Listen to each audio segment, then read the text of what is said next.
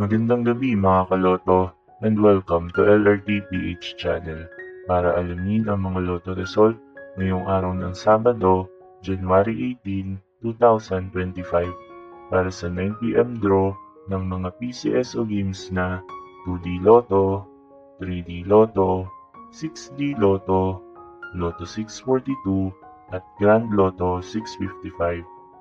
Pero bago ang lahat, ay huwag kalimutang mag-like at mag-subscribe sa aming munting channel. Maraming salamat sa suporta, mga kaloto. Para sa Grand Lotto 655, we have no winner para sa jackpot prize na 29,700,000 pesos. Ang ating Grand Lotto winning combination ay 13, 34, 51, 4, 22, and 7 in any order.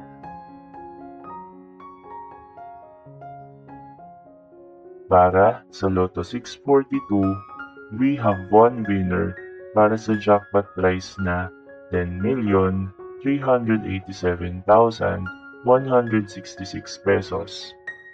Ang ating Lotto 642 winning combination ay 9, 13, 40, 42, 14, and 33 in any order. Para sa 6-digit Lotto, we have no winner para sa jackpot prize na 1,111,429 pesos and 24 centavos.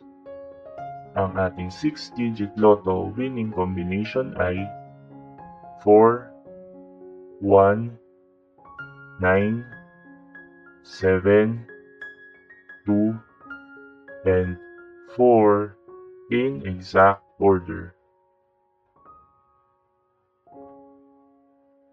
Para sa 3-digit Lotto for 9 p.m. draw, ang ating winning combination ay 7, 9, and 3 in exact order.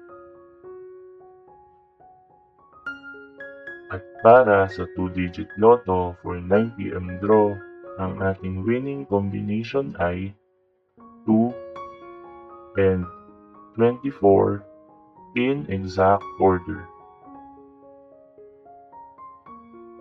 Narito naman ang ating susunod na draw schedule para sa araw ng Linggo, January 19, 2025.